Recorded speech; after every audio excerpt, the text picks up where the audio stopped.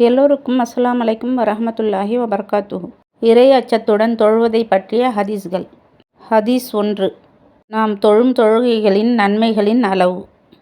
ஸல்லல்லாஹு அலா முஹம்மத் ஸல்லல்லாஹு அலைஹி வஸல்லம். ஒருவர் தொழுகை முடித்ததும் அவருக்கு 10இல் ஒரு பங்கு நன்மை எழுதப்படுகிறது. சிலருக்கு 9இல் ஒரு பங்கு, 8இல் ஒரு பங்கு, 7இல் ஒரு பங்கு, 6இல் ஒரு பங்கு, 5இல் ஒரு பங்கு, 4இல் ஒரு பங்கு, 3இல் ஒரு பங்கு, ஒரு சிலருக்கு பாதி நன்மைகள் எழுதப்படுகின்றன என்று நபி ஸல்லல்லாஹு அலைஹி வஸல்லம் அவர்கள் கூறுகிறார்கள். அறிவிப்பாளர் ஹஜ்ரத் இப்னு யாசிர் ரலியல்லாஹு அன்ஹு. நூல் அபூ தாவூத். இந்த ஹதீஸின் விளக்கம். தொழுகையில் எந்த அளவுக்கு பயபக்தியும் பரிசுத்தமும் எண்ணமும் இருக்குமோ அந்த அளவிற்கு நன்மைகள் கிடைக்கின்றன. சிலருக்கு தொழுகையில் கூறிய முழு நன்மையில் 10இல் ஒரு பங்கு கிடைக்கிறது. ஏனெனில் அந்த அளவிற்கு தொழுகையில் அவரின் பயபக்தி இருக்கிறது. இவ்வாறே அவருடைய பரிசுத்த எண்ணத்தை பொறுத்து முழு நன்மையிலிருந்து 10இல் ஒரு பங்கு முதல் பாதி வரை கிடைக்கிறது.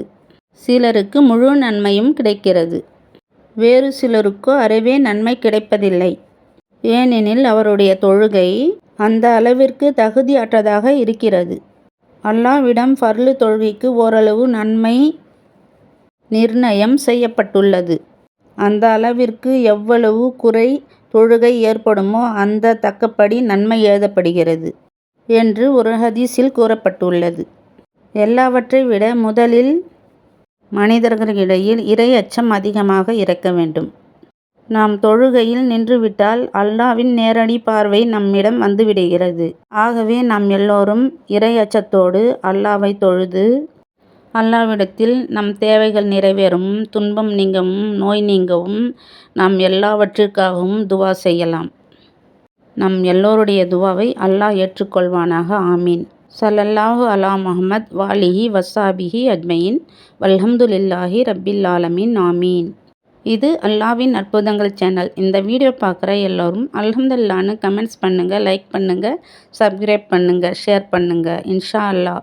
அல்லாஹ் மிக பெரியவன். ஆமீன். ஆமீன்.